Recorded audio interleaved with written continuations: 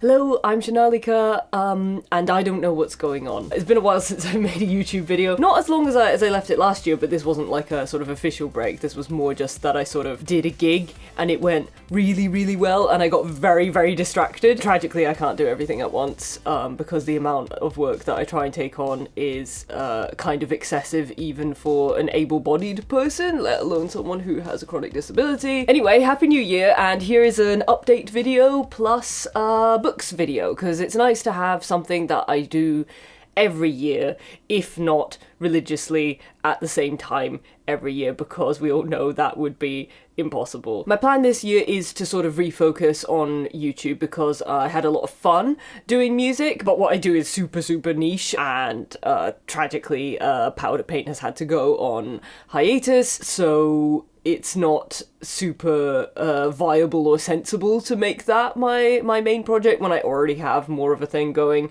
over here. And I do really like both things. Again, this is just the issue, is just that I can't do everything at once. But I think I'm more likely to do some music slowly alongside doing YouTube as more of a main thing than vice versa. I think if it was the other way around, YouTube just wouldn't happen. I've got a bunch of videos coming up this year, and I think some of them are gonna be good. I'm also starting a podcast with my friend Adam, because God knows I need to be doing more projects. We were reading the Yoon Ha Lee books, and then every time we met up, that was basically our entire conversation for 3 hours, so he wants to do a podcast, and I think it'll be fun. And maybe it'll suffer podcast death, as most podcasts do, but maybe it won't. Oh, it's gonna be on, like, science fiction.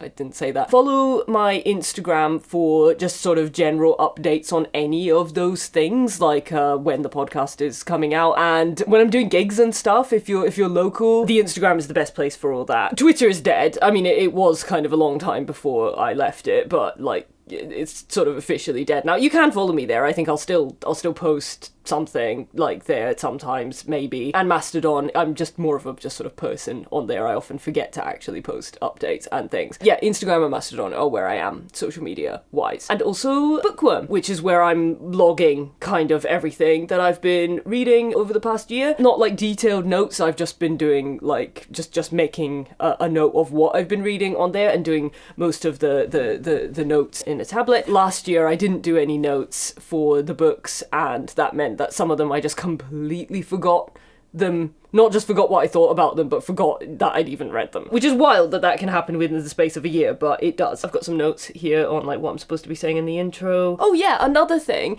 is that last year someone messaged me on Twitter, and Twitter's always been crap at like showing me messages, especially from people who just like don't have quote enough like followers. I noticed if somebody with like more followers than I had messaged me, it would always like give me a ping, whereas if somebody didn't have enough, it just wouldn't alert me, which is awful. But they said that they were Mona Awad's publisher and that she wanted to send me a proof of her next book, but I saw it a month later than it was sent. Obviously I was still like, is it too late? Can I still read the book? And they said yes, and I was like, great. And then nothing happened. I don't think that was even necessarily that person's fault. I think it was just that Twitter is terrible. I also don't know for sure that it was Mona Awad's publisher. I mean, if you did want to talk to me under false pretenses, that would be the way to do it, because I probably think it was so niche and weird that, like, why would anyone pretend to be that? Anyway, the point is, if you're an author and you want me to read your book, contact me by email. Just to note that, like, that's how to contact me if you need to. Oh yeah, physical versus digital. I praised the Kobo a lot previously, and I still praise it, but it's been nice to read physical books a little more, just because this summer I was feeling a lot better physically. Now I'm not, because winter is a really bad time for me, but I was more able to sort of read physical books, and I think one of the things that is really good about that, having the actual physical appearance of the book lying on my bed or my bedside table or whatever, means that I'm more likely to pick it up and start reading, because it gives me an indication of what it is, whereas an e-reader is just a kind of device. It helps to kind of like suck you back into the story to actually see the cover and stuff, and it's in colour, which is nice. But the other thing is that although the Kobo only does books, there's still an option to just look at books by like going on the store or whatever, instead of just reading the book that you're supposed to be reading, and that's a very easy thing to do, and it's nice to get away from devices altogether sometimes, or at least have them be so limited that you actually like can't just do something like that. That's my review this year, is physical books are also nice. Structure of this video, it's going to be the same as the last two that I did that were like this, so it's going to be a star rating system, which, as I've said before, is not a good rating system. It's just a system that I'm using for this because it's fun. One of my friends was telling me about a system that they came up with on Tumblr probably, which sort of divides the sort of three main qualities of media that you might enjoy into, I can't remember if these are the exact words for it, but these are the sort of rough categorizations. Enjoyment, which is just how much you like the thing. Technicality, which is just like how technically good it is, like how well written the book is, or like,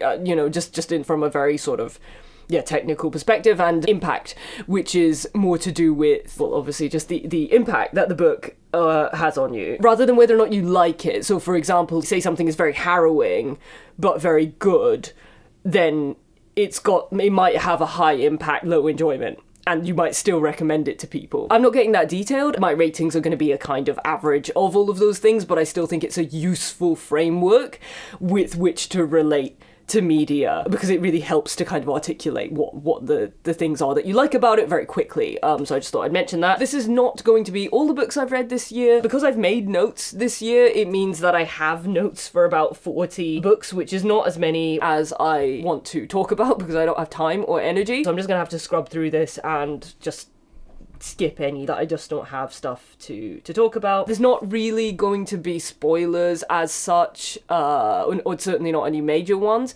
But if you're sensitive to that kind of thing, then there's timestamps in the description so that you can just skip any that you don't want to hear anything about at all, and just get the star ratings if you would prefer just to kind of hear what I liked best and just jump straight to reading those, maybe. I've also got written here, don't be a dick. I don't know if that's directed at me or what that's meant to mean. Oh, I know what it is. Sometimes people will post things like, oh, I'm really surprised that like XYZ isn't on this list. Like, it seems really weird that you wouldn't have read this. That's a really dickish thing to say. I don't think it's meant that way, but like the world doesn't revolve around you and what you personally like are reading and what is important in your periphery. There are so many other things going on in my life. I don't have the time to even read very much. Like, as a person who reads, I still read probably very little in comparison to, I don't know, I think like someone like Lola or reads like 100 books or more a year. Just don't do that. That's just weird. Thanks. Without any further ado, let's get into this books review video for 2023. I don't have any 1-star books this year, which is cool. I got quite good at just dropping out of a book very fast if it wasn't something that I thought I was going to enjoy, and there was nothing this year that I absolutely hated. My only 2-star book this year is the Watchmen graphic novel. This was so close to being just like solidly good in the sort of 3 stars category. I liked a lot of things about it. I don't have notes for this one actually because I only started taking notes afterwards. The art style is really cool. I like the concept. I like that it's sort of like, ooh, what if superheroes had to actually really do that? What wouldn't that like mess them up? It's cool. To be honest, I mean, I think a lot of superhero stuff does that anyway. I don't know. I'm not like super educated in the genre. I like the way that the story is told. I like the sort of overlaid things, like the thing with this one scene happening and something else happening in the background on like a television or in a comic someone's reading, and that narrative influences the narrative that you're reading and all of that kind of stuff. That's all really cool. And I liked some of the dynamics between the characters. Like I like the relationship between the woman and the owl. I'm calling her the woman because like that's her role in the book. She's the woman. There are 2 female characters in this book, the woman and the woman's mother. I did like a lot of it, and some of the characters had really cool designs. What I didn't like about this book, and what like really just sort of soured it enough for me that I couldn't quite give it a 3-star rating, was it just screamed written by cis men, like all the way throughout. The thing about having so few female characters already kind of like speaks to that, but some of the plots were just atrocious on that front. There's this character called the Comedian who is the worst character, like one of the worst characters I've ever just seen just in media in general. He's basically like just this, obviously like a Joker style character who's like, oh, you know, oh, I don't care about anything, and oh, isn't everything funny because I'm a nihilist and just nothing means anything and ha ha ha. It's so boring. It doesn't mean anything. Like, it'd be fine if that character was just there and was just that character, but the other characters are all like, oh, you know, the comedian, you may not like him, but he really gets it. But what it is that he gets is never explained, and what his actual ideology is never explained, and like, again, that would be fine, but it's the fact that all the other characters, including the ones who actively dislike him, seem to just sort of respect him for getting it, and like, it's not explained at any point. It's just very sort of like they thought they were doing something clever, and they just weren't. The comedian tries to rape the woman's mother when they were both younger, and spoiler alert, although like this is such a bad twist that I don't like, you shouldn't care about this. The big twist later on is that the woman sort of grows up hating this person because he tried to rape her mother, and then it turns out that he's her father, and her mother actually did like sleep with him consensually as well. And the way that this plays out is through the lens of the woman having a conversation with, oh god, I've forgotten his name, the blue guy, the one who's like basically a god. I also hated this character. He is so deeply annoying. This character, who is the most powerful character of the entire cast, runs off to Mars at some point, and then his like girlfriend, wife, whatever she is, the woman, goes after him, or he takes her with him or something. Anyway, then they have this big, what's classed, he calls a debate. It's not really a debate, it's more just like, oh, woman is emotional, and I stand here and tell her how emotional she's being, and then I come to the conclusion by myself, and she doesn't actually really have an impact on it. Basically, what it is, he leaves and he doesn't think humanity is worth saving. He's just like, oh, all that, you know, if they all die, then there'll be no more death and no more suffering and blah blah blah. It's a very often used supervillain like idea, is that like kill everyone and end all suffering, right? And she's like, no, but human life is important and special, and he's like, it's not special, like it's just you're just a sort of speck in the universe, and look at this mountain on Mars, it's so big, isn't that important because it's big? He's really not clear on like what he likes about Mars. He's just sort of like, oh, isn't it, like, I guess, isn't it beautiful? I'm not sure. Like, he's just like, you know, there's dust storms and stuff and the landscape changes without having life on it. And it's like, okay, sure. He goes on about how Mars can get by without having people on it in the same way as, like, anything that exists can exist without interference from life, I guess. But then, during the conversation, this thing comes up about the woman's dad being a rapist and being, or a would-be rapist, and being this guy that she and her mother both kind of dislike. And then the blue guy is like, oh, because it's so unlikely that your mother would have chosen this guy to sleep with, and that you, out of all of the possible combinations of person that could result from those two people together being together, are the one that happened, that's a miracle, and therefore human life has value because each of these things is so unlikely, because each person existing is so unlikely. Firstly, people having children with their rapists is not unlikely, my dude. In a certain day and age, that would have been how most babies were made. That is not uncommon. That is quite run of the mill. And then it's just so narratively unsatisfying. It's like they've just switched the way he thinks because they need him to come back and fix the planet. Previously, he seemed to be really like praising the mountains of Mars because they're big, I guess, but now he's really invested in humanity because each human life is unlikely, like his rarity what gives a thing value. Like, he's not explaining why any of these things have value. He's just sort of stating things as if they're facts. This guy is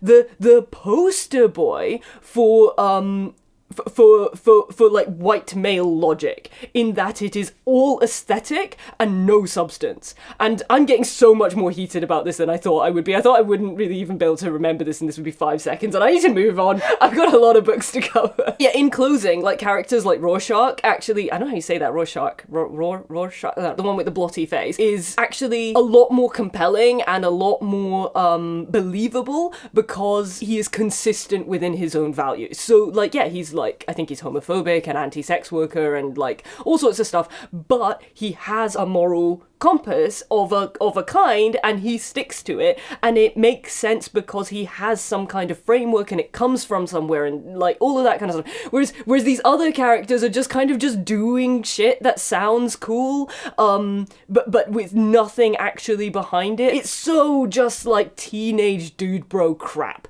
and that is the main reason why I couldn't really get behind this. There's a lot of really good stuff in it as well. I wouldn't just straight out like not recommend it, but there's a lot of crap in there, in conclusion. Moving on, 3 stars, The Night Circus. I remember when this book was really big, back when it got published, and I really wanted to read it at the time, but it just sort of slipped by me for some reason, and so I read it this year. I really wanted to like it more than I did, largely because it's called The Night Circus. It's just aesthetically so much something that I thought I would like, and there is a lot in it that I do like. It's got these gorgeously like well written and evocative locations and scenery, and this author goes ham on things like clothing and food and architecture and stuff. They breathe so much life into everything of that description, like the designs of these characters and of these like sets, I guess, and the clockwork and like anything that comes up in it that is just a sort of a thing rather than a person is always exquisitely put together, and I cannot fault it at all in that. In fact, it's kind of almost worth reading just for that. It's quite an experience. By contrast, the characters can be a bit flat, especially in the latter half of the book. I keep turning this off by accident. The entire premise of the plot wasn't something I really bought. I felt like a lot more attention and care had gone into kind of the locations and scenery than they really had into the reason for any of this to be happening. I didn't buy the main romance either.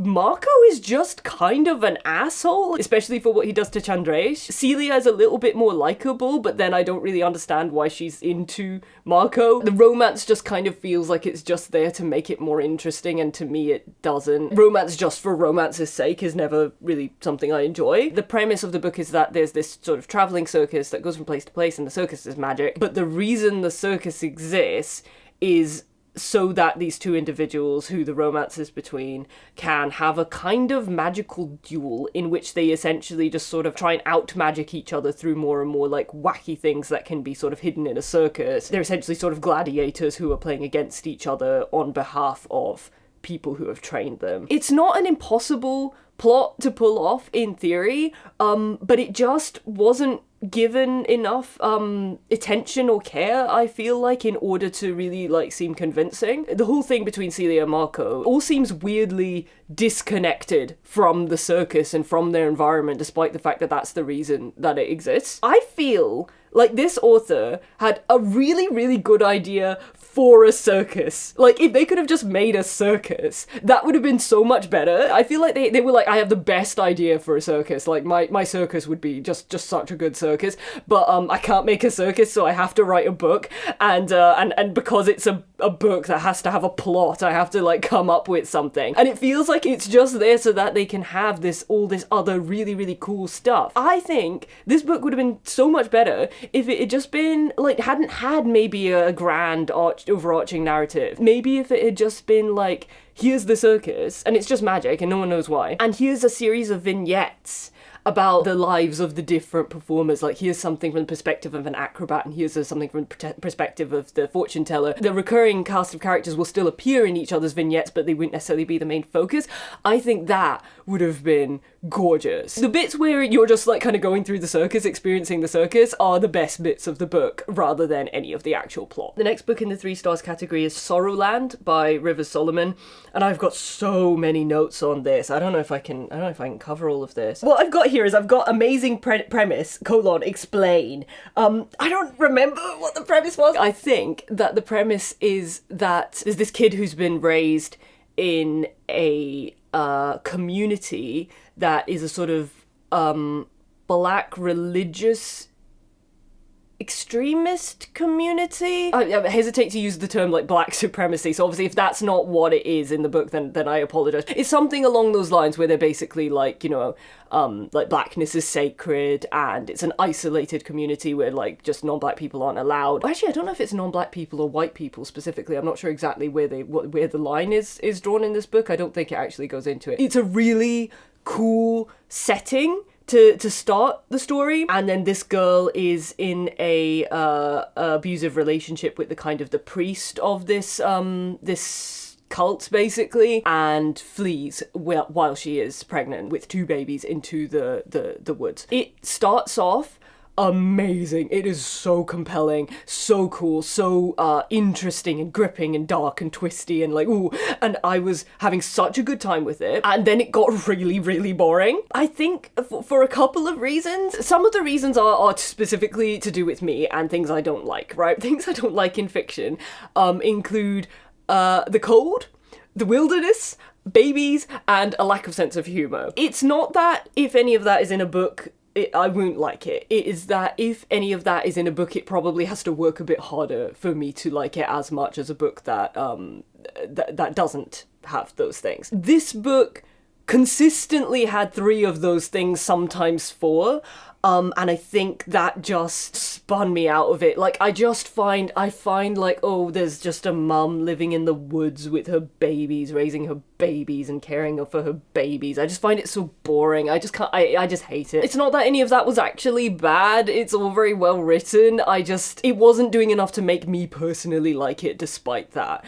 I thought, like, you know, the initial premise is so interesting, and then we're just in the wilderness with the mum. Like, it's so boring. But it does pick up again. I started it, I was really into it, then it took me a week to carry on with it because I wasn't enjoying the middle, and then it picks up so much that like I raced through the last section of it in like a couple of hours. I think another thing about it is that Vern, the main character, I think I found her difficult to kind of hold in my head because she is a teenager throughout the book, and I think I found it very difficult to even conceptualize her age because I don't like to think about babies having babies. Because she's a baby herself, and like a highly abused baby at that, I tried not to judge her too harshly, but I did just find this character quite annoying. She is so smart that she has worked out everything about the truth about Caneland, which is the place, the cult that she comes from,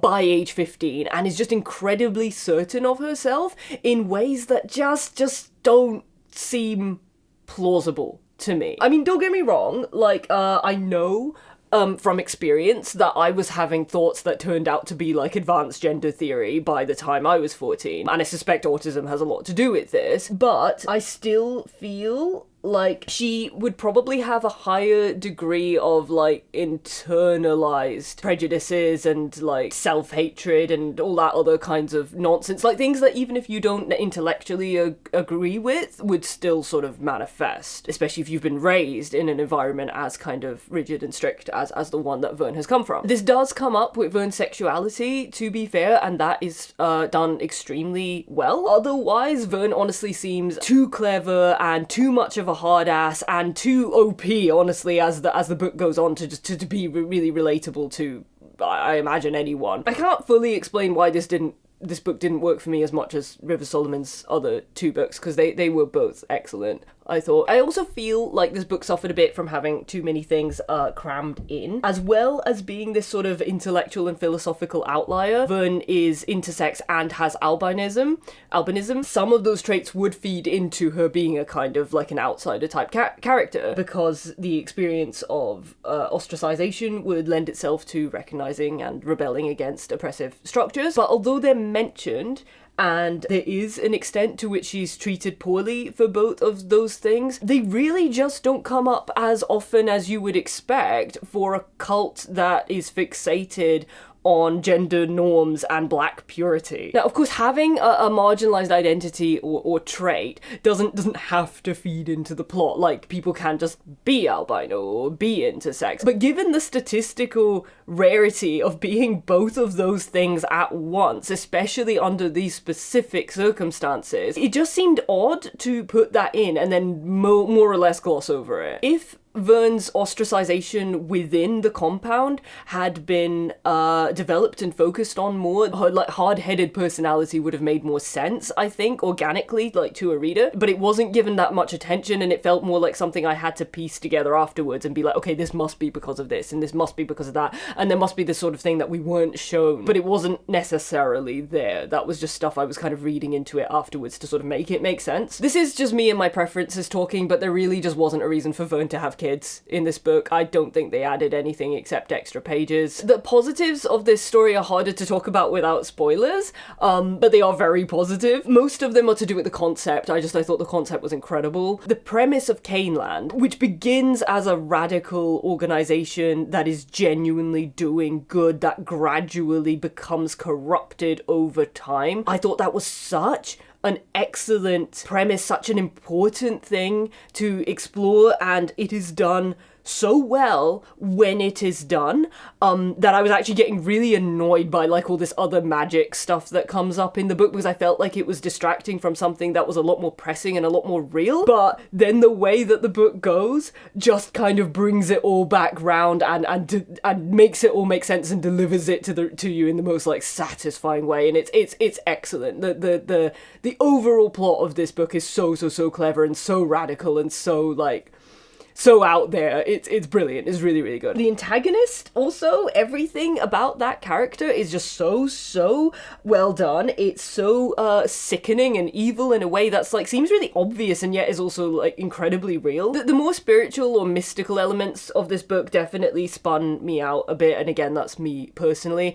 Like there's this bit where Vern wonders if a fungus is black, and that felt like a parody. If you're less bothered by spirituality, you'll have a better time with this, or like by certain forms of spirituality or certain expressions of spirituality, I should say. For the most part, I really appreciate how radical and unapologetic this book is, and I think it's worth reading just for the ideas that are in it. Also, it's got a ghost threesome. I'll try and talk less for the next ones because I've spent 45 minutes. Maybe it's actually better when I don't have notes because I need to say less. Next one, The Magician's Guild. I remember reading this when I was a teenager and enjoying it at the time, and I'd completely forgotten it existed until it came up on for like £1 on Kobo, and I was like, I really want to see how this holds up. And the answer is not very well. This book isn't actually in the young adult section of bookshops, it's just there in like the sci-fi and fantasy section, which is strange because to me it really very reads like a young adult book, and I was that kind of target demographic when I read it for the first time. It centers around a sort of rigid power structure within a city where wizards are kind of like elite gatekeepers and workers for like the higher classes, essentially. Like only really rich people can afford healing, for example, and every year they ritualistically like purge the city of all the sort of like slum dwellers, I guess, and then one of the slum dwellers throws a rock and then it hits a wizard when it shouldn't have been able to hit a wizard, and it turns out, oh, she's magic, and then like that's the plot, obviously, is that then the wizards try and find her and like bring her into their enclave or whatever. It's not stylistically interesting at all, which is fine. Like, so long as the story's good, it doesn't have to have like a really interesting like authorial voice or whatever, but there's just so much unnecessary like dialogue in it. I don't need to know every time a character says good morning to another character. It feels like there are 10 chapters that end with various characters asking each other over for dinner, which just adds so many unnecessary pages and is quite dull. It doesn't help that the book itself is mostly quite boring. The entire first half of the book is just a sort of game of cat and mouse where Sonia is being hunted by the wizards and nothing actually happens. It's just sort of just characters doing this. The second half is a little bit more interesting, where Sonia has a little bit more agency and control over her own decisions. I like the way the magic is done. Like, I think it walks the line quite neatly between having a system versus just sort of anything can happen. I like the bit where Sonia is learning at like mind communication and has to visualize a room, and then when a guy walks into it, she accidentally pushes him out. That's like fun. I enjoyed that. I liked every bit where a wizard gets stabbed or hit or falls over. And I wish there was more of that in it. The class stuff in this book is quite surface level. Like, it's not terribly done, and Sonia does like have a very intense hatred of the wizards, which is cool, but it's just all a bit surface level. The villain, by the same token, is a bit cartoonish and two-dimensional, but it works. But then it ends in such a way that you're like, well, I have to find out what happens next. And I think that, honestly, that is the book's strength rather than, like, any actual plot that happens in it. It's just the ending. Just the very, very last segment is what has enabled it to be a series and a popular one. I was interested to see how this book would age when it came to, like, handling its own races, and I was not disappointed. There are so many, like, lines and phrases that no writer with a brain would use today. And especially the bit about, Kyralia just so happening to produce all the best wizards and every other nation just being weaker. It's giving mild white supremacy. Very good, very enjoyable. It was a nice, comfortable read, very low effort, very good for if you're half asleep, and I would like to read the next two, but only if I can get them for 99p on Kobo, because I'm not paying money for these. Tender is the flesh. Okay, I did not know what to make of this book, basically. This book kind of defies the star system. I've just put it in the middle because I just didn't know what to do with it. Otherwise, it's originally written in Spanish, I think, and it's been translated really well, or in a way that's written very well. I really liked the line about someone's words being like tadpoles slithering into a pile. That was just so gross and so unusual. Like, how would you think of that? It's a really good comparison. The idea with this book is that all animals have been infected with a virus that means they're dangerous and can't be eaten, and therefore humans have resorted to like farming and eating each other. As you might expect, it is deeply disturbing, very gruesome, very gory, very, very violent. Huge swaths of this book are just non-stop torture porn. It kind of reminded me of Clockwork Orange or something like that, in just the sheer like level and extent of like depravity to which it goes. It is riveting. I barreled through it feeling like nauseous the whole time. The more grounded aspects of the plot are really good, like the main character's relationships with his sort of normal relationships with like his sister and his dad, and the sort of frustrations he has there. They're very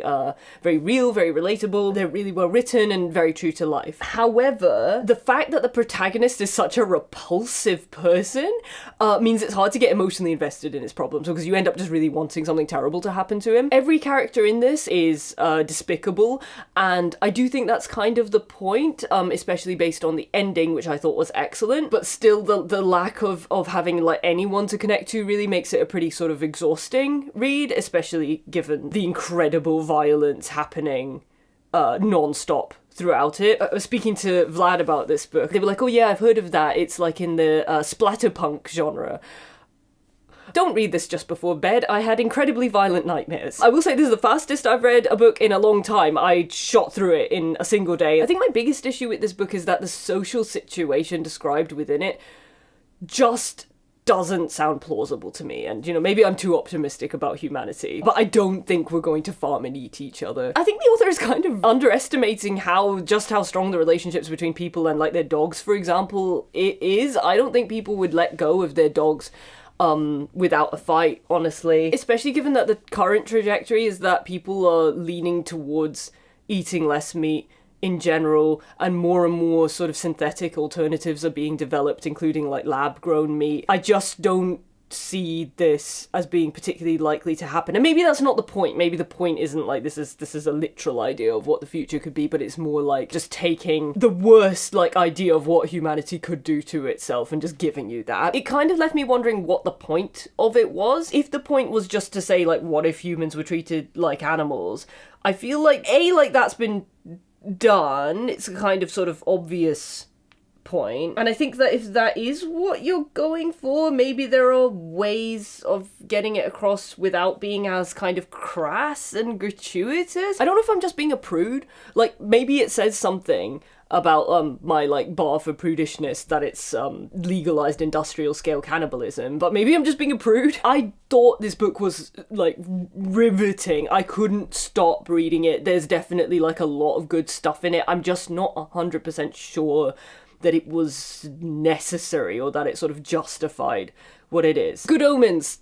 I read it just to double check like that what I said in the other video was correct. Very brief summary. Yes. Under the Whispering Door by TJ Klune. I picked it up because I like the cover. It looks like my kind of thing. It's like a sort of cozy, spooky kind of thing. The premise is that there's a guy who dies. He's not a very well loved guy, and then he dies and he has to like find sort of meaning in his life. It's essentially a sort of a Christmas Carol type thing, except that in this case, instead of being visited by ghosts, he becomes the ghost. I thought the beginning was super fun. It's got this like really exaggerated kind of like interaction between him as a boss and one of his employees. And it's silly, it's like cartoonishly, he's kind of like, he's so horrid that it's just like, this is a caricature of a man. This isn't a real man. But like, that's fine. Obviously you can do that in a book. There's nothing wrong with that. His funeral is enjoyable too. But then after that, there's no way of saying this politely, but this book mostly reads like it was written by a very intelligent, very precocious 14-year-old. There's a lot of stuff in it that just seems like weirdly like immature for adult writing and kind of just messy and clumsy. Basically what happens after he dies is that he gets taken off to this sort of coffee shop in the woods, which is run by people who are alive, and told that he has to kind of wait there. Well, he doesn't have to wait there, he could just carry on, but there's a door in the ceiling, and the door is when you like actually die, I guess, and he's just in a kind of limbo purgatory style phase of the process.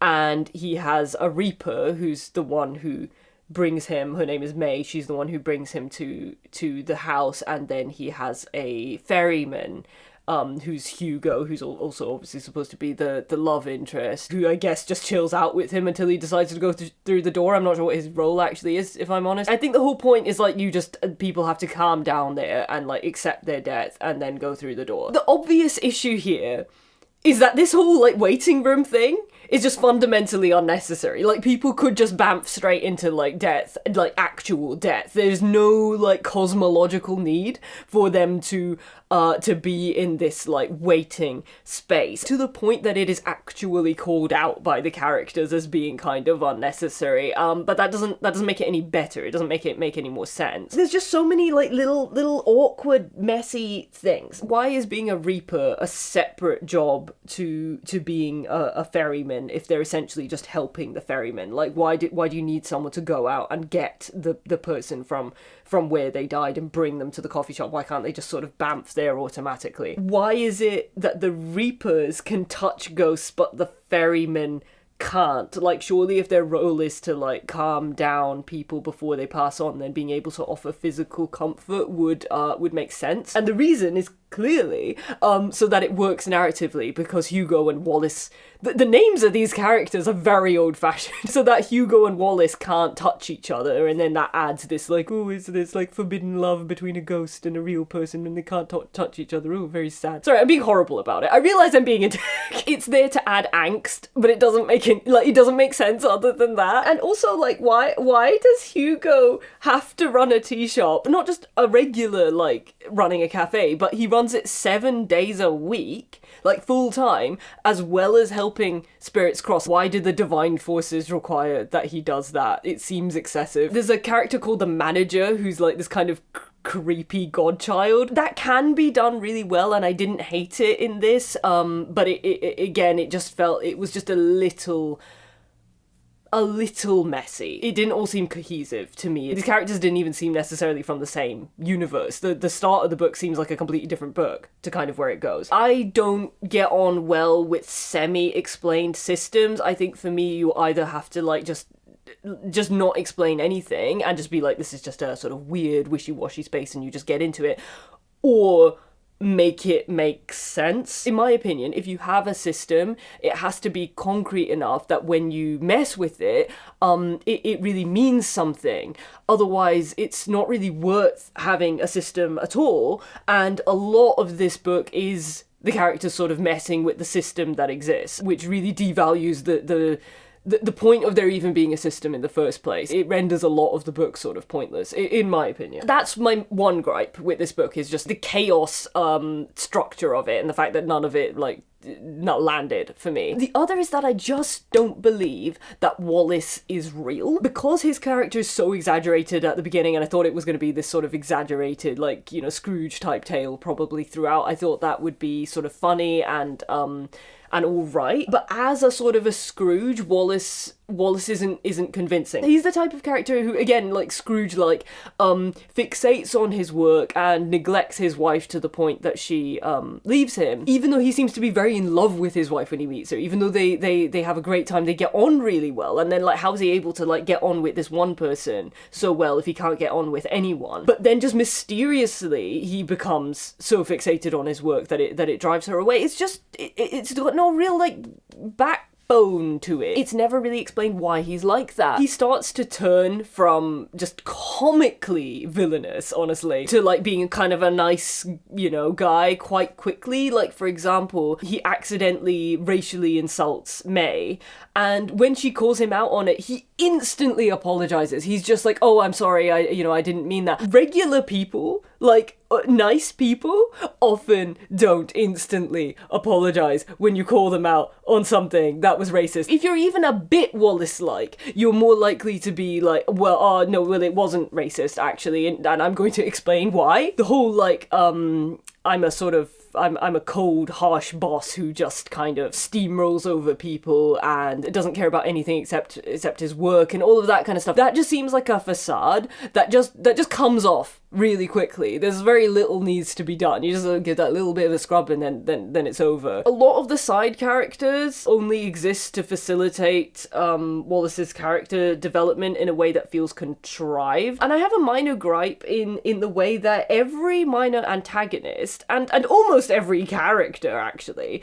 is excessively and aggressively sexually into Hugo, to the point that it just felt a bit weird. I was just like, I don't know why this is in the book. It's starting to feel sort of icky. There's like a system where they have a hook in their chest, the ghosts do, that connects them to their ferryman to stop them, like, floating up too early, except that it's sort of implied that, like, there's a few different routes they can go through. One thing that can happen is they can run off into the woods and they can't live on, like, the mortal plane anymore, so they sort of become husks, which are like sort of these sort of soulless, lifeless kind of shells of people instead of people. And it's also said at one point that if they take the hook out, they just go up. But if they go up and not through the door, it's never explained what happens. Like, is the door necessary or can they just go up? Who knows? But anyway, like, the whole idea of, like, having a hook in your chest connecting you to something, there's no way of making that not, like, really horrific. Again, it's a mechanism that is used for mechanics within the story at a certain point, but it's just so bizarre. And, like, Hugo has to, when he meets a new person, he, like, has to pick out a tea for them that's going to be the right tea before he meets them, and he has to get it right. It's just so many random elements combined together. The whole thing is just so messy. Like, honestly, I thought it was going to be a 2-star because I started reading it, I was like, this is not very good, and I put it down. But I kept seeing it over and over again. I kept seeing it just come up or, like, be displayed in bookshops with, like, booksellers' like favourite, like, note under it and stuff. So I was like, just go give it another go.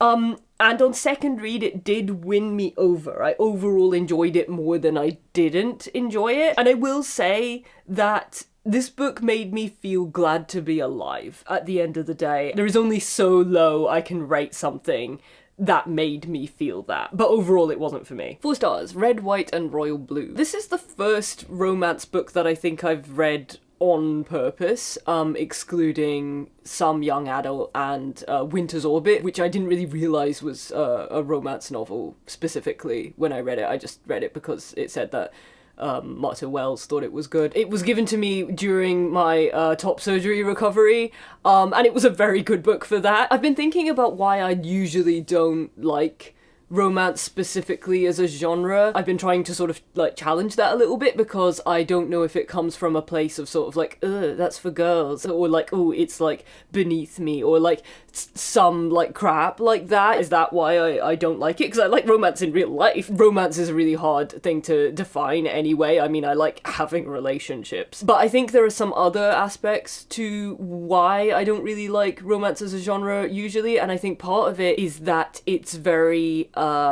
focused on sort of heterosexual norms, like monogamy, for example. So like the love triangle where the character has to pick one is just something that's so outside the sphere of what I can relate to, because they kind of have this constructed dilemma that they don't even need to be in, or they could be out of in a different way. And don't get me wrong, like conscientious kind of chosen monogamy is a totally like valid, like reasonable way for people to be. I dislike monogamy as default, and that is the framework for the overwhelming majority of like romance stories. The other thing about it is that I think it often focuses on like the getting the characters together, and then it's the end. That is not the be-all and end-all of a relationship. In fact, the really difficult stuff is going to come afterwards. And that's often a lot more interesting to me. Like, how do they navigate their relationship problems? Like, where does it go afterwards? The acquisition-based model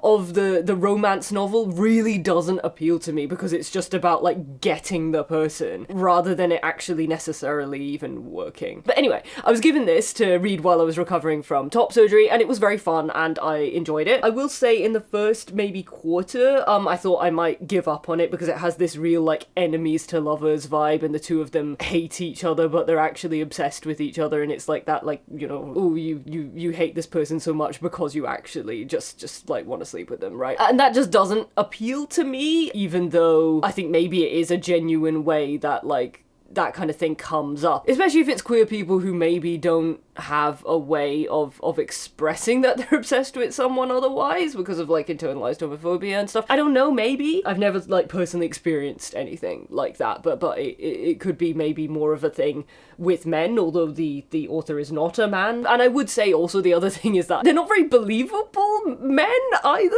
as in just like normal men, just innocent men. The men who behave kind of like the men in this story are unusual, as in being as sort of free with their emotions as they are. Like, they talk to each other like girls, in my opinion. Obviously, like, that's reductive. There isn't just saying it's like talking like girls or whatever, but you know what I mean. The characters don't have all the sort of as many insecurities as I would expect of the average sort of like closeted gay person and bisexual guy who doesn't know he's bisexual. And obviously these characters aren't average characters. One of them is a prince and the other one is the son of the president. But that makes it more so. Like, these people are not normal people and are expected to uphold certain sort of behaviors and stuff. And to be fair, that does come into it. In fact, that's a central tension, is that like the royal family cannot be seen to have a gay person. You know, they would rather have a pedo. That's not in the book, that's just real life, unfortunately. The writing isn't, like, amazing for a lot of it. There's a fair bit of unnecessary telling when the showing is already done. It's very raunchy, which was great, and that stuff is all actually written in a really fun way. It's also decently funny. Like, the first set of emails between the two, that really sent me. It was very, very good. There's also a bunch of jokes that don't land, but it's fine. They're just throwing all of the shit at the wall, and it's good. Some of it sticks. As I was saying at the start, I think the characters don't feel believable to me because of who they are politically, even including the sort of allowances for the sexuality and in the prince's case and the blue political political leanings in the First Sons case. Those structures are so deeply corrupt that I don't believe that such like nice boys would come out of them. I really don't. I think these people would be awful individuals, more akin to the ones we actually see in real life. However, the book becomes about a lot more than just two individuals who I can't really believe in. How much is homosexuality really accepted becomes kind of the question of the book, and whether or not the characters become out about their relationship becomes the central tension, rather than whether or not they are in fact together. Because if the whole book had just been them getting together, that I not even just wouldn't have enjoyed it as much, I don't know if I'd have even enjoyed it at all. They wouldn't have been anywhere near as interesting. So that was really worth exploring and done very well, I thought. Them having to like hide the relationship and like fake heterosexual dates to get the general public to get rid of rumors that they're together and stuff, and it's all very painful and just done very well, I think. The side characters are also very clear and distinct and interesting without taking up tons of screen time, and I think that's super important. It just makes the whole package better. The painful aspects of this book are the ones that feel the most real, and for that reason, the ending is kind of painful, even though I think it's meant to be uplifting. I came away from this book with a completely, I think, different reaction to whatever was intended by the author. It made me really depressed, because this isn't some like complete fantasy novel, right, where just gay people are normal, or like, you know, they're not in space, or some like this is a layer away from the real world. Gay figureheads and stuff have absolutely existed in reality. This book portrays a version of the world that is close enough that it is really upsetting that it isn't real. It sucks that this isn't real. My main criticism of this book is that it's not real. And I came away from it just feeling so shit about the world we actually live in. which doesn't sound like a really positive review. I think it is good. It's a good book. Instead of giving you a complete fantasy and a complete escape, it gives you this version of what the world could actually be if people were just better, and it will not be that. And that really sucks. Freshwater. So again, I wasn't sold by the beginning, which is a lot more sort of spiritual and wishy-washy, and I was slightly concerned that it would moralize about sex, because it seemed like it was going in that direction, but then it doesn't, and it all like actually ends up making sense for the character. It coalesces into a sort of blending of spiritual mysticism with the modern understanding of trauma and mental illness. The main character eventually kind of presents as one body with multiple entities living within it, which is a lot easier to understand than what is going on at the beginning. Part of the reason I didn't get into it at the beginning isn't even because it was like spiritual or wishy-washy. It was just I was just confused. I just didn't know what was going on, and I don't always get on well with that. It's also super intense.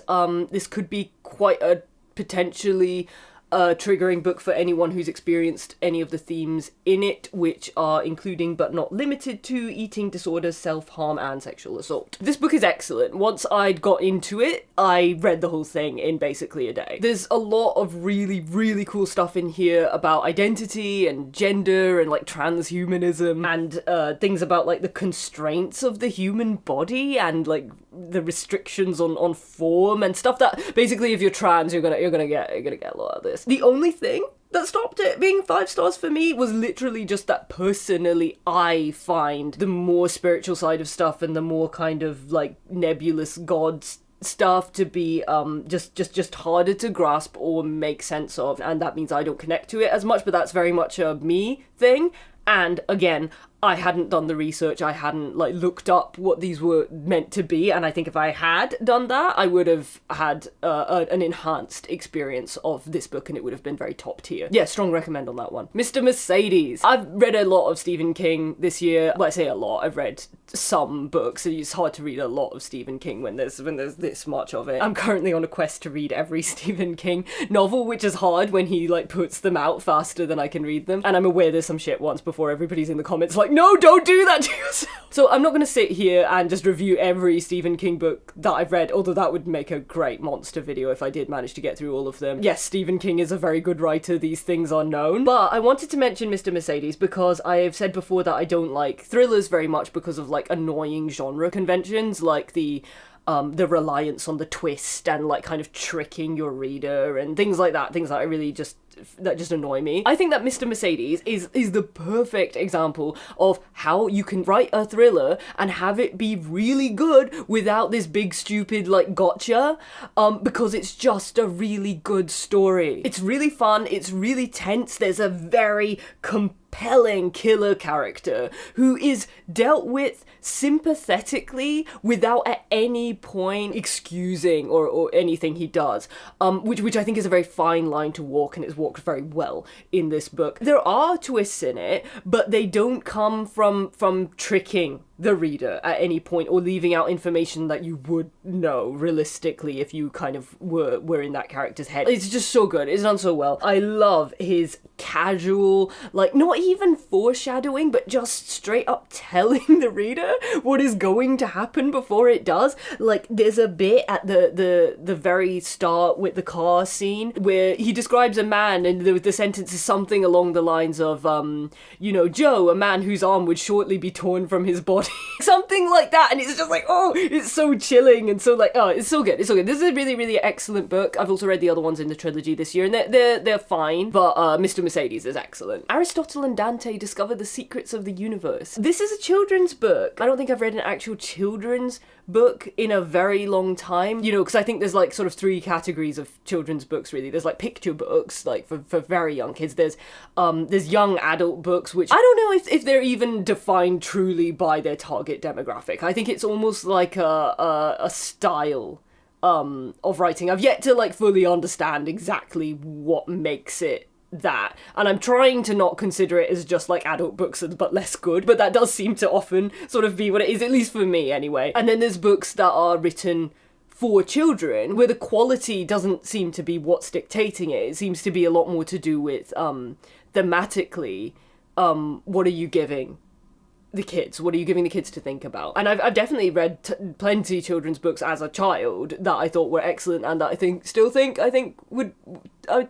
would think are excellent now. But yeah, this is the first one I've read in a long time, so I didn't know what to think. I've not got detailed notes on this, which is kind of a shame because it was gorgeous. It's very simple yet very beautiful and touching, and it's about just these two kids, one of whom is gay and one of whom is bisexual, and their sort of gradual growing up and coming to terms with their sexuality and their relationship with each other and the broader world. It's gorgeously written, it's very beautiful and touching. It's won a lot of awards, I think, and it deserves them. And reading it just made me feel like, I wish I'd had books like this growing up. Liquid City by A.C. Buchanan. Don't be put off by this sort of weirdly unprofessional looking cover featuring this sort of strangely long-armed cat boy and his octopus. Again, I'm being a dick about the cover. Sorry, but like, what is going on there? This is a really lovely, poignant book.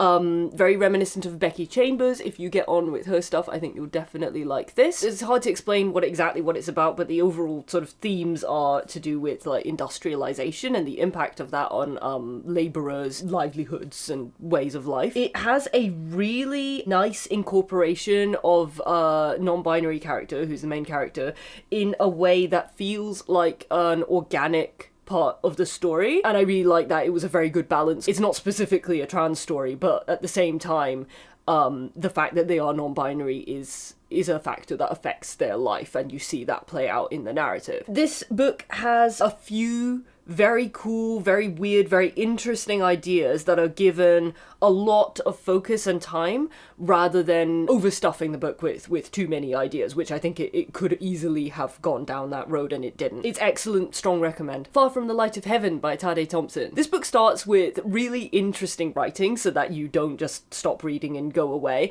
and then drops in this incredibly violent plot hook. So basically it's Stephen King in space. I wasn't expecting it to be horror. I didn't know that's that's what it was going to be. I just picked it up because Adrian Tchaikovsky likes it, and it was £1 on Kobo, and that's the reason I get anything. The first half of the book in particular is really fun, really fast-paced. It kind of flings you along. It's basically just things going wrong on a spaceship kind of a story, which is like a whole genre in and of itself, and it's really good. It's really, really fun and scary and grisly and like super well written. It's very sort of like Alien meets Annihilation in terms of like the situation that they're in, combined with the types of sort of life forms that they end up dealing with and things. The pace changes a little bit as the book goes on, and the scope becomes bigger than just they're on a ship and everything's trying to kill them. I don't think it necessarily needed to be more than one book, this one, but the ending did leave me a little dissatisfied. I think I kind of wanted to know more about the fallout of everything that had transpired than was given, but maybe there'll be a sequel. I don't know. It did seem like there could be. I love the Bloodroot colony and just all the details about it. It was all very just like solar punk and very like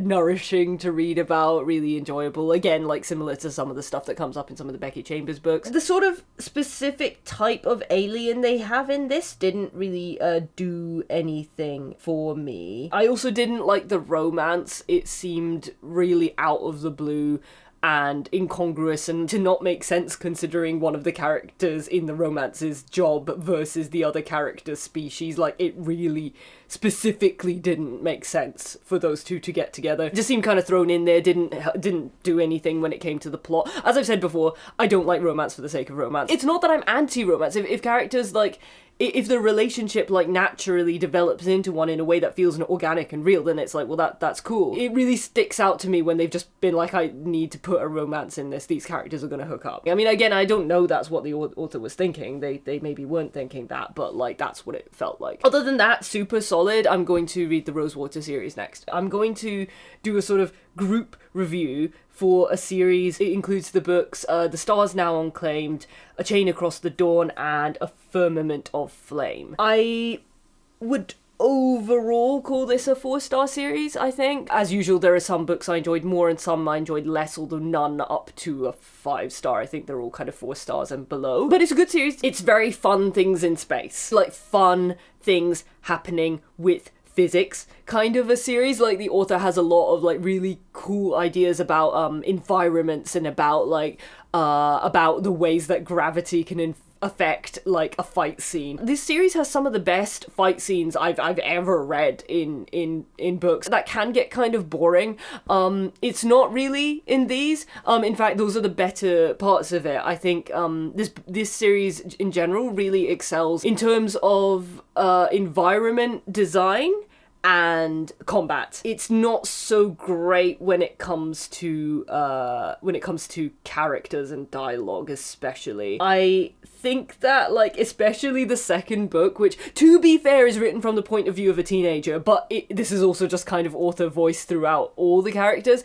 It has this kind of, like, I just blasted a big explosion and then jumped on a train that's, like, headed off a cliff with, like, a sort of, a runaway miscreant and a woman with a gun. My life is weird sometimes. I don't know if this is accurate because it's been so many years since I read these books, but it kind of made me think of, like, Artemis Fowl. Like, this kind of teenage sarcasm, like, permeating the entire thing, and, like, sometimes it's funny and at other times it's just really irritating. Except, yeah, like I say, it's not just the teenager who talks like that or behaves like that. It's kind of all of the characters. But in my memory, the Artemis Fowl books actually did this kind of, like, voice better than this. It was, like, weirdly, like, less annoying, I guess, because the main character was, like, not meant to be likable. The fact that the sort of authorial voice runs through all of the characters causes a real problem in distinguishing them, really, from one another. Their differences seem very superficial. Like, whenever it's plot relevant, they suddenly start talking like they're reading a textbook. A lot of the dialogue, a lot of the moments that are meant to be emotionally impactful fall flat for me, and I think part of that is because, like, this is more of like I guess like an idea driven series than one that is very character driven, even insofar as the species in this book. It's just like skins. You've got your like wolf skin, you got your like 2 types of lizard skin, you got a sort of rock skin. They're not really different species. They're all just sort of people in different suits. And speaking of, I was not going to do my usual thing of complaining about gender in sci-fi in this series, because there's nothing interesting about gender in this book, so I was going to be like, you know what, it's fine, I'll just leave it, it's fine. All the aliens have 2 genders and it's exactly the same as humans, except humans have more than 2 genders.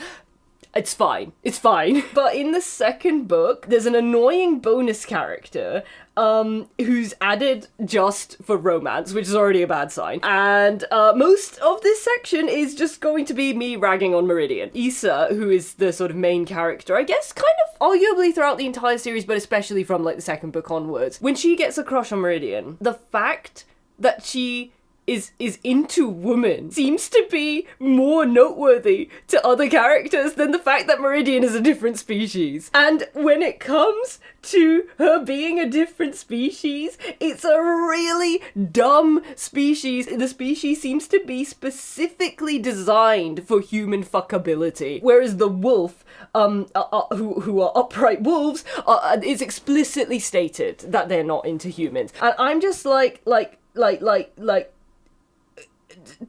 free the furry. Like, you already have humans like fucking aliens. Why draw the line at furries? It's just such a weird, like, prudish thing for the author to do. Like, get a grip. I promise that everyone reading your book is a freak. Also, Meridian's power, like, the premise of this book revolves around these kids, like, who all like have different powers, and the others are like slightly more, it's like Issa can kind of use telekinesis, and then her friend can sort of channel energy or something. Meridian can read people's emotions and play them back as music, and like manifest them as music, which like is already such a weirdly specific ability that it could only exist if you needed some like really specific plot things to happen surrounding it. But also, like, how does that function practically? What do you mean, like, manifest it as music? Where is the music coming from? Does she have like a sort of built-in like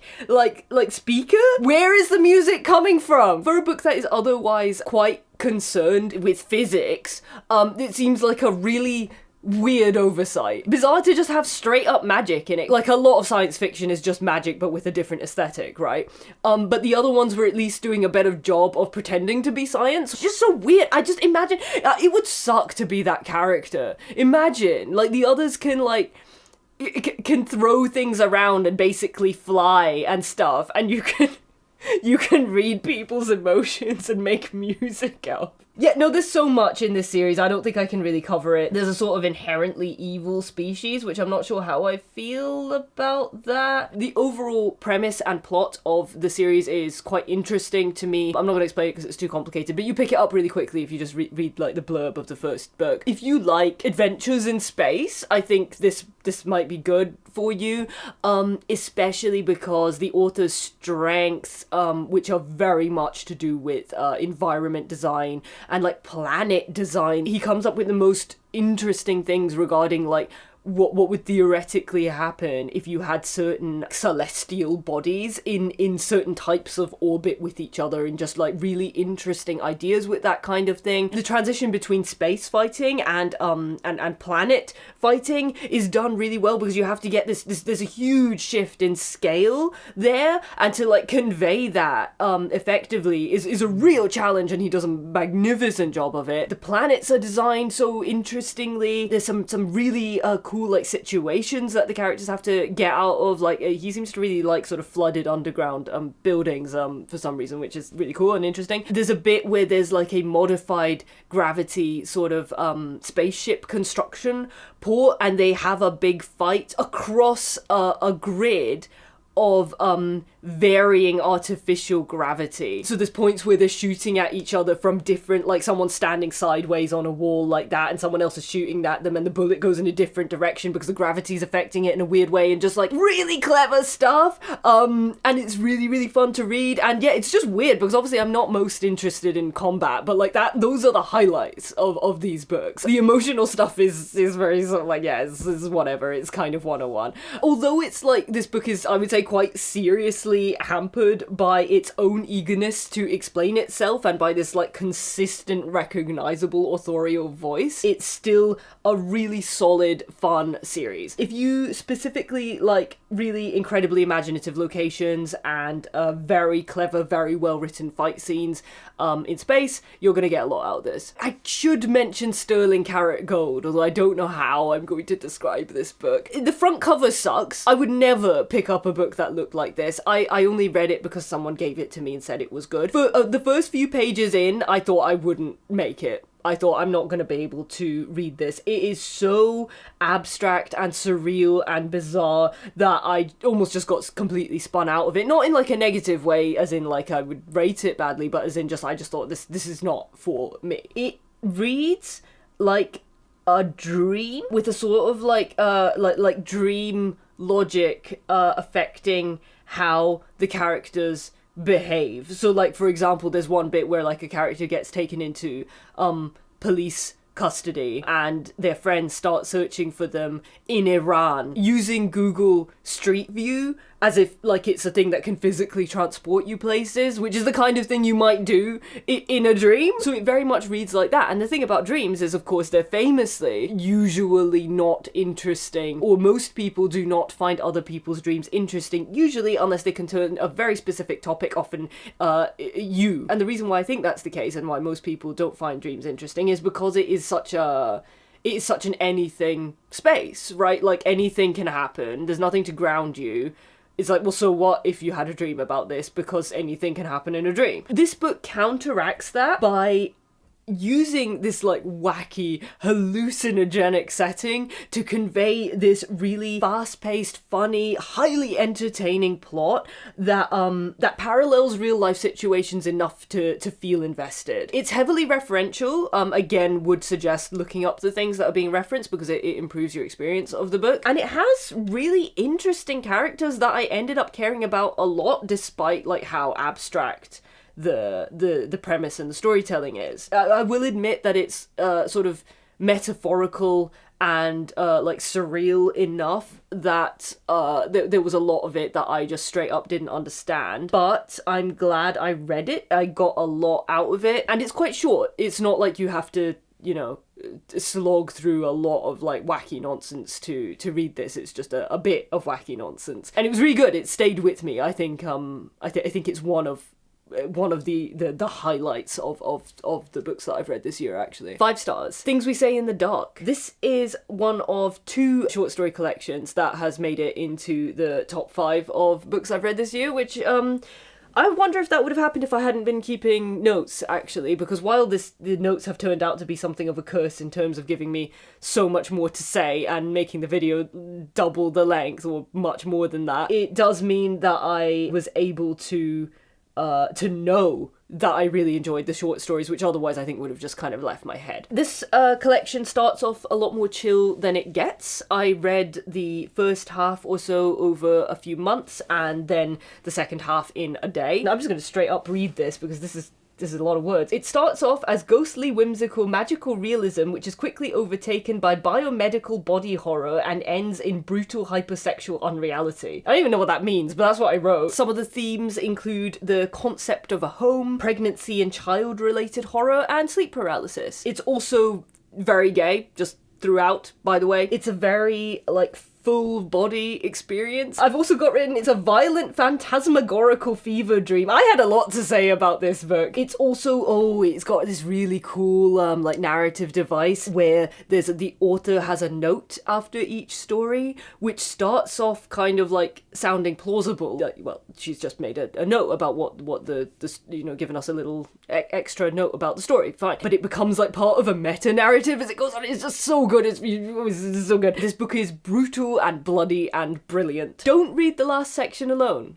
Or do. I did, and it was delicious. The second short story collection, Life Ceremony by Sayaka Murata. Her books just keep getting better, like I have liked them more in the order I've read them. That is Convenient Storewoman, Earthlings, and then Life Ceremony. I feel like there has to be a ceiling somewhere, because her books are just getting too good. This author is very concept rather than character driven, I would say, so she's super well suited to short stories. A lot of the same visuals and ideas that come up in her novels appear in this collection, like the house up in the mountains appears about 500 times. This is a wonderful collection of completely batshit stories, all of them centered based pretty much around consumption in some form or another. While some of it is unhinged, for some of it I'm just like, yeah, she's got the right idea. This is just like a legit thing. I lost count of the number of times I just sort of wanted to go, yes, exactly, like while I was reading, which I think says plenty about sort of the way that I exist in the world. But I stand by it. This was absolutely amazing, and I think I'm going to give this as a gift to as many people as I can, because it is a gift. It's a gift of a book. The Machineries of Empire series by Yoon Ha Lee. I'm not going to go too in depth on this here,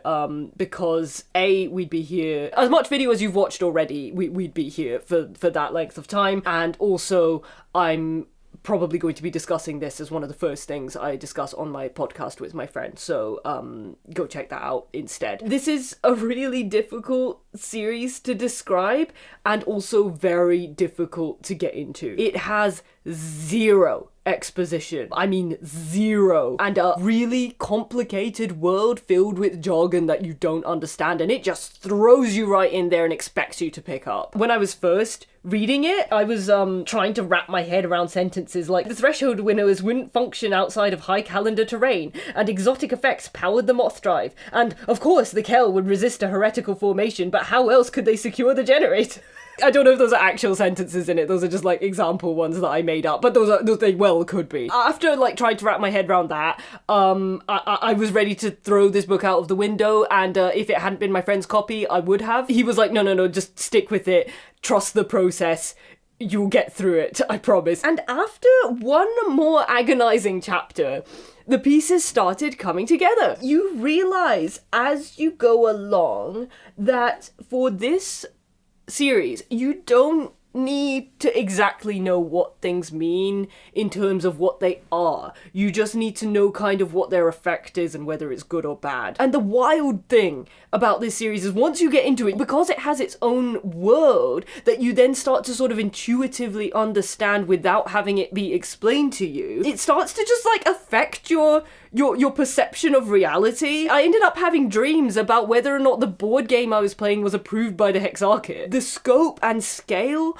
of what the author achieves with the world building. The term world building has never been so like literal as it is with this series. Like usually world building is kind of more like world rearranging, right? It's like, oh well, what if this, but it was a bit different, and what if we took this structure but we altered we altered this in a new way. Yoon Ha Lee has actually, in my opinion, come as close as you can get to making a world with rules that are outside of the human imagination. Maybe that sounds like excessive praise, but that is what I have for this series. It is insane. The first couple of chapters of the first book are oblique to the point of hostility with the way that it just throws you in with zero exposition, but I actually really like that. Like once you're past it, once you're in it, not only is it like, oh, it's cool that I understand this now, but also like exposition is really boring. Like if you can do without it, then do. When you've got a world, or like a universe rather, as complex and innovative as the one that Yoon Ha Lee has constructed, explaining it would require its own separate textbook. So it makes sense to just throw people in, and either they sink or they swim, you know what I mean? He must have had such a dedicated fan base to begin with, because of just how steep the learning curve is with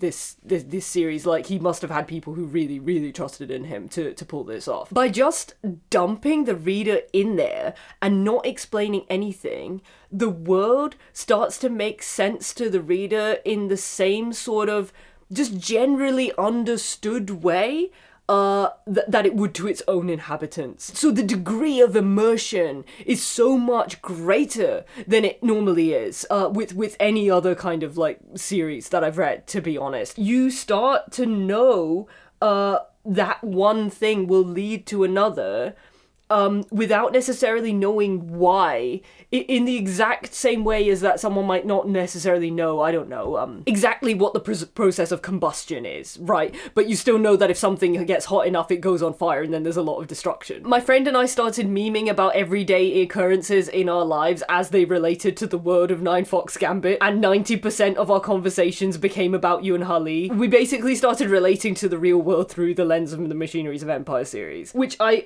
realized this just sounds like me experiencing obsessive fandom with incidental source material, but I don't think that's what's going on here. I think it's a specific phenomenon related to the structure and narrative of these books and the way that people with specific types of brain might be more inclined to respond to it. You'll notice I haven't even tried to explain what the series is about, but I'm not going to. Go to my new podcast for that. The Left Hand of Darkness by Ursula K. Le Guin. The funny thing about this one is that I think that I was recommended to read The Dispossessed first because the person recommending it to me said it was less dry, which I don't think is true at all. I think that The Left Hand of Darkness is way more intuitive. There's certainly far less sort of academia in it. I just don't agree with that assessment, unless I've just misremembered. But anyway, I think this is the much more accessible one to start with if you're new to Le Guin. It's also, in my opinion, better.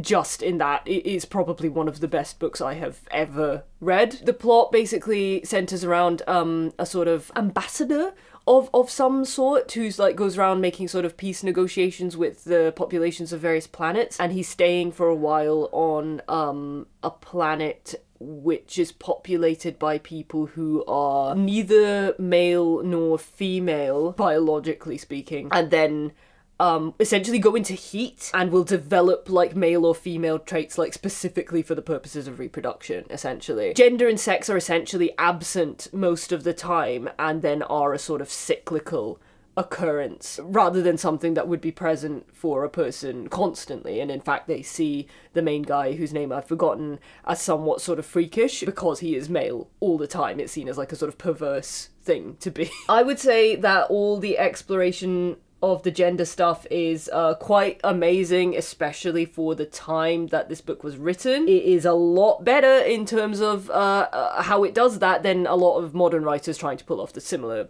kind of thing. There are issues, like the main character constantly references feminine traits as being lesser, and he does this, honestly, more than some male protagonists written by male authors of a similar time period. And so I wonder why that is. I'm not even like criticizing it necessarily, but more just being like, what's going on there? And I wonder whether it was more that this kind of extreme pandering to masculine insecurity was necessary as a female writer at the time in order to be taken seriously, or whether she just like kind of held views like this herself. One thing that doesn't work so well is that all of the people on this planet are referred to by he instead of like with a neutral pronoun. As readers, we equate he with like a male identity, so therefore you end up thinking of all the characters as more as men, which is not what they are. And there's a passage written by a sort of previous ambassador who writes that they use the he pronoun to talk about the inhabitants of that planet because it is less specific than a she or a neutral pronoun, which is categorically absurd, like I would think for any person to think. But then it turns out that the person writing this is a woman, which is especially absurd. Like, I don't know how any woman, even in that time period, could think that the he pronoun is more neutral than a neutral pronoun. Maybe at that time you had to convince yourself that a lot of insane things were perfectly normal and okay, otherwise you'd just get really depressed and throw yourself off a bridge. This book has the most stunning and breathtaking imagery. I felt like I was there experiencing it. I felt like I was crossing the ice with those characters. I finished this book feeling dazed by the sheer like scale and depth of it. I don't like code or wilderness very much, and I struggle when there's not been dialogue for a long time, and 50% of this book is two characters trekking across an ice sheet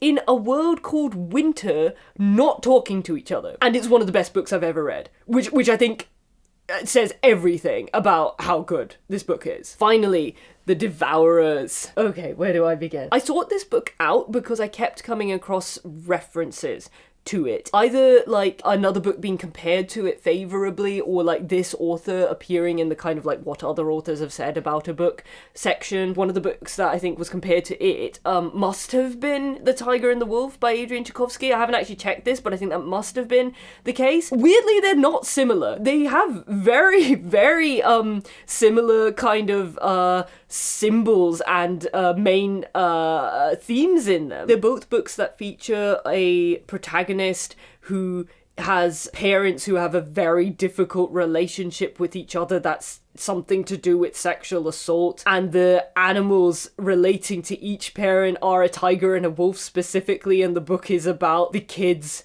like evolution to become their own person. Incredibly, with that much in common, they are very, very different books that go incredibly different directions and are honestly like not comparable, other than that they have this kind of like aesthetic similarity and are about shapeshifters. And I think the main reason for that massive sort of difference between the two is that in The Tiger and the Wolf, everyone is a shapeshifter. Like, I don't think there are any humans who can't turn into animals in that book. Whereas in The Devourers, there are humans and then there are werewolves. And I say werewolves, I mean that's one of the names given to the shapeshifters. Rather than being people who can turn into animals, they're more of like a kind of completely separate species who can take a form that looks humanoid, which is it's a massive structural difference that really affects like how the plots go in different ways. This book was weirdly hard to get hold of. Like, someone had to get it for me from Amazon. It just doesn't seem to be stocked in the UK, which is really strange. It fucked me up. I've got so much to say about this one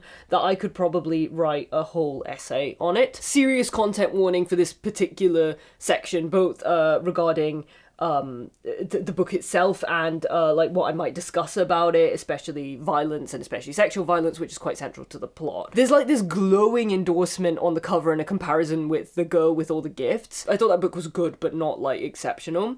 And I thought at first that this book was in a similar category, like, oh yeah, the writing's very pretty, but it's not grabbed me. And then I was grabbed. I nearly read this in two settings. I only didn't because at first I had like other engagements to attend to, and later I was so sucked into it that I had to stop for the sake of like doing any normal human functioning. The plot is that a modern day narrator is approached by a stranger who claims to be a werewolf and asks him to transcribe a bunch of ancient scrolls. And there is another story contained within the scrolls, and then the narrative flips back and forth between the modern day and the present. It kind of slips sometimes into that almost like archaic speech pattern that I don't necessarily like, but it had enough of a sense of humour, both in terms of like the modern day narrator's take on all this like ridiculous stuff, and in terms of just the sheer absurdity of the events that unfold, that kind of buoyed me through that. That said, there are points in this book that almost plunged me into existential despair. It's beautifully written. There are joyous and thrilling moments, but overwhelmingly this book is brutal and painful and grotesque. It's both exhilarating and exhausting to read. The technical aspect of this book is pretty high. The impact is through the roof, and the enjoyment is like just a big question mark. It's so weird how it seems to like know what it's doing as well, because like by the time it got to part 6, I was crying like profusely without really knowing why, and then the narrator is like, I've been crying and I don't really know why. This is weird. I had to put it down at the same point as the historian in the book does, just to preserve my sanity for the rest of the day. After that, I just gave up on having any kind of life outside of this book and just let finishing it take priority. I was also listening to Roixup's most recent trilogy of albums, the Profound Mysteries one, especially 3, and I think that really contributed to the whole experience of this thing. It was so intense. There's so much stuff stuff in this book conceptually. I'd say it is mostly about gender-based power relations, but it is also about race. It kind of deals very bluntly with a certain inescapable reality of human power relations that everybody understands but nobody wants to articulate. It tackles that head on and says in no uncertain terms that it does not have to be like this. The book really spells out its conclusions, actually almost to the point of being a bit obvious, but I guess when the rest of the book is this violent, really hammering home the conclusions doesn't hurt, to avoid a kind of Fight Club situation where people misinterpret the media as an endorsement of what it depicts rather than a kind of like exploration and critique. It reads like a myth, like a sort of story you've heard somewhere. And it's really cool because many stories from polytheistic religions do actually like center on basically on around rape, and this is like one of those stories, except if it went into the sinew of what that would actually feel like and how that would actually play out, rather than letting it be a sort of like fireside abstraction, do you know what I mean? Like a kind of a shadowy outline of a story rather than something that feels tangible and real. I finished this book not just weeping profusely without knowing why, but shaking and with a headache. I think this book gave me a fever. I had to go have a shower. This book is queer and kinky as hell. There is no subtext. This is just text. It's just gay and it's glorious. Oh my god, like what I said about the mermaid of black conch in the last video, what I said about it having so much piss, I take that back. That book had negative piss kink in it in comparison to whatever the hell is going on in The Devourers. There is so much piss. You would not believe the amount of piss in this book. If a character is angry, pissing. If a character's like trying to assert dominance, they're pissing. If a character's trying to protect his belongings, pissing. If a character is scared, pissing. At this point, Indra, don't bother telling me that the character is pissing. You know what? I'm gonna just assume, unless it is explicitly stated that the character is not pissing. In fact, the only time in this book where you're not told that a character is pissing is if they just need to go to the toilet. Personally, I don't have any issue at all, actually, with authors putting their kinks in books, assuming that it's a kink, but there's a hell of a lot of piss if it's not a kink, I'm just saying. I think that's fine. I think if you can have sex in books and everybody's fine with that, yeah, a lot of people are fine with that, I don't see why you can't have kinks in books either. I think the argument for not having kinks in books is maybe like along the lines of like, oh, but if it's not a kink to you, then you've like been involved in someone like in a sort of kink thing without meaning. But I as far as I'm concerned, if it's not a kink to you, then it's just not a kink thing. So what does it matter? I'd be interested to hear other people's opinions on this. I just thought it was extremely funny. I would say that this book would have been a bit stronger with the acknowledgement of pregnancy and birth as a form of violence, whether consensual or non-consensual, but especially non-consensual, right? Like, that's just one aspect of this book that I feel like should have been addressed, maybe that wasn't. However, I think that's maybe like my only criticism of it. I think that this is a literary masterpiece. I think that it like does for werewolves what like Dracula does for vampires, except that it's like it's much better than Dracula. It's like 10 million times better than Dracula. It blew my mind, this book. It is just it absolutely staggeringly phenomenal. That having said, it is also just straight up a book about monster fucking. So, monster fuckers, you're gonna love this one. That rounds up my book review for 2024. Do I regret taking notes? I don't think I regret taking notes. I think I almost regret taking notes because I had so many notes that it meant that I had to do double the length of filming that I had to do with previous videos, but I managed to make a much more comprehensive video and managed to remember a lot more things about the books than I would have in previous videos, and talk about ones that would have maybe got missed otherwise. So overall, I think it was a good thing. You know, that's the trouble, is I always do something that results in more work and then I'm like, this is a good thing. Special thanks to Teo for editing this video. Poor Teo. #freetail. Go watch his videos at the letter 15. You can find me on Instagram at _Shanalika_. I think I'm technically that in the other places that I am as well. Special thanks to Hazel for helping me set up and bringing me cups of tea. And special thanks to my monthly coffee supporters. Oh my god, thank you for just continuing to support me this whole time. I cannot actually articulate enough how much it means that you that you have continued to support me all of this time, and how much it helps in my life. I can't really do justice to it, so just thank you so much. I don't understand, and I'm very grateful. I will see you in the next one. Bye.